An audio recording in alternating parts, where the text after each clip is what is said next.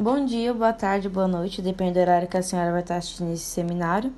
Nós vamos estar falando sobre a Braquiária brisanta, cultivar BRS paiaguás.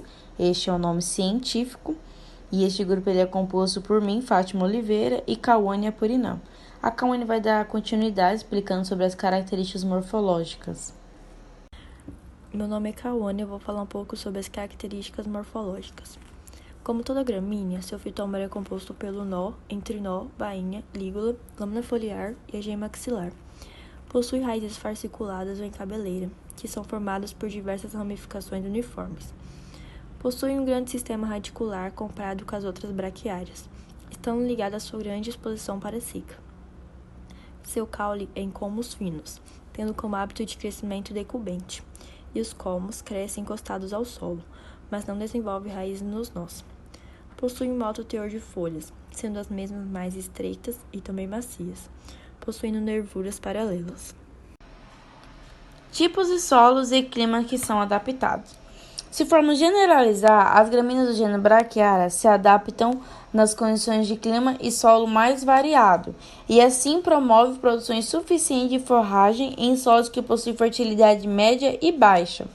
E quando nos referimos ao período de seca, que é o próximo tópico, podemos classificar como uma vantagem em relação à produção de animais, pois esse capim ele vai nascer com um bom valor nutritivo e um aumento no teor de folhas, e isso vai gerar um ganho de peso maior por área e animal, e consequentemente o produtor vai obter um lucro maior, ou seja, é positivo para ambos os lados. O animal vai absorver um alimento de melhor valor nutritivo e o produtor vai gerar mais lucro para ele.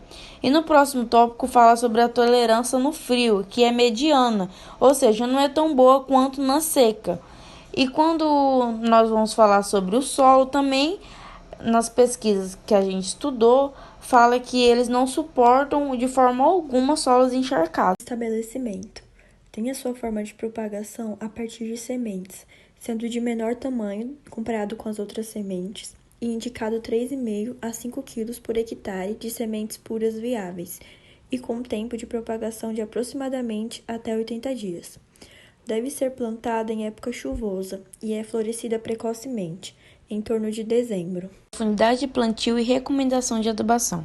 A profundidade de plantio dessa plantação é de 2 a 4 centímetros, e a recomendação de adubação adequada é parecida com as outras cultivares da Braquiária brisanta.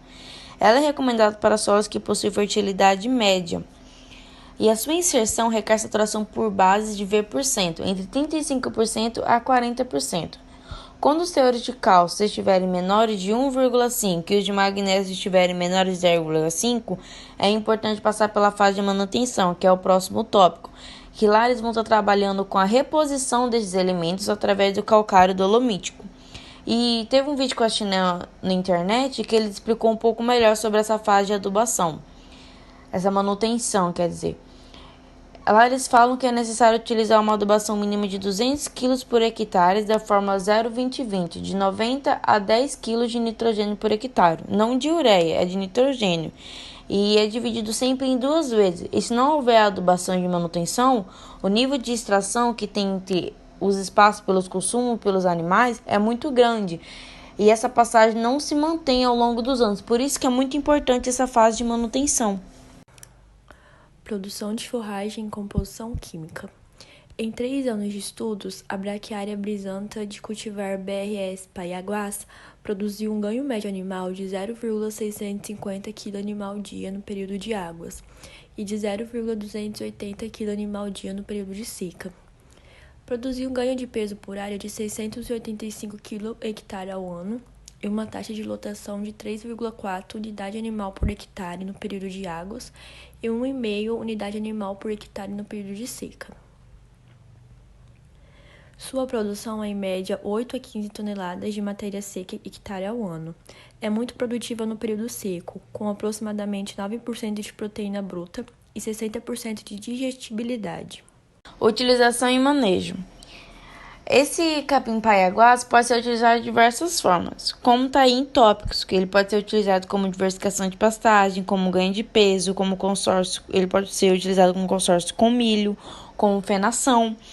Essa diversificação de pastagem, o produtor ele tem que saber a fase de florescimento de cada uma. Por exemplo, a fase de florescimento da Paiaguás, ela floresce em dezembro. A da Piatã, o florescimento dela é entre janeiro e fevereiro. A da Marandu em março. A da Charés é a partir de maio. Então, se o produtor souber essa fase de florescimento de cada uma, ele vai conseguir fazer uma diversificação e assim ele vai manter a qualidade da alimentação do rebanho durante o ano todinho. Porque na parte de florescimento, o valor nutritivo da forrageira diminui. E como nós estamos falando da Paiaguás, como o florescimento dela é em dezembro, como já foi falado, no mês de janeiro, o produtor já vai ter um pasto renovado, com porfírios novos e de um bom valor nutritivo, durante o ano inteirinho, até no próximo mês de dezembro, porque no próximo mês de dezembro vai ser o florescimento dela novamente, e assim vai cair o valor nutritivo.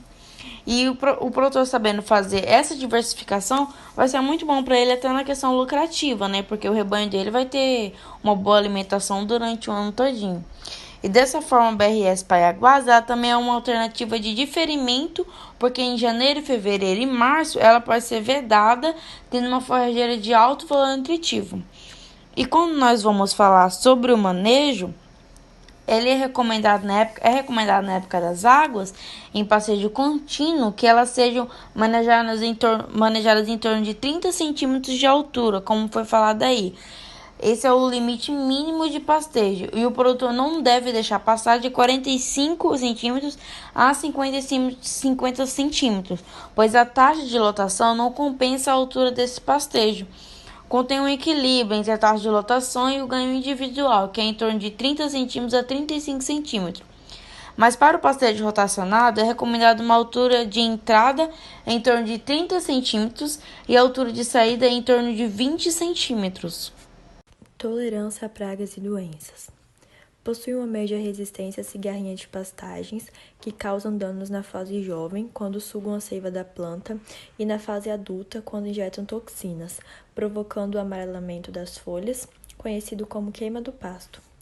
Possui uma baixa resistência a cigarrinha amarra-narva, que causa a morte dos colmos, não sendo indicado o uso da braquiária brisanta de cultivar BR Paiaguás para lugares com alto indício de tais pragas.